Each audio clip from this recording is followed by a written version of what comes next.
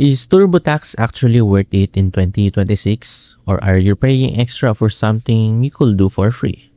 Millions of people use it every tax season, but the real question is whether it still makes sense for your situation or if it's just convenience costing your money. First, let's talk about what TurboTax is. It's a tax filing app that helps individuals and small business owners prepare and submit their return online. It guides you step by step through your income, deductions, credits, and final tax filing. One of the biggest strengths of TurboTax is its simplicity. The app is designed to even beginners can file taxes without needing deep tax knowledge. It asks questions in plain language and automatically fills in forms based on your answers. Another advantage is accuracy support. TurboTax helps reduce common filing mistakes and can guide you toward deductions and credits you might miss if you're filling manually.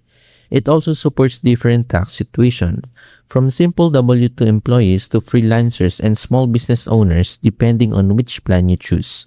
But here's the downside. TurboTax is not free for most users. While there is a basic free version, many common tax situations require paid plans and the cost can increase depending on complexity and add-ons. So is it worth it? If you value convenience, step-by-step guidance, and reduce stress during tax season, TurboTax can absolutely be worth it.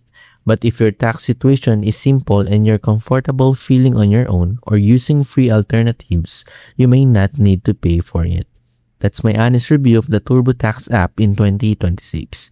If this helped you decide whether it's worth it, don't forget to like and subscribe for more app reviews and finance guides just like this.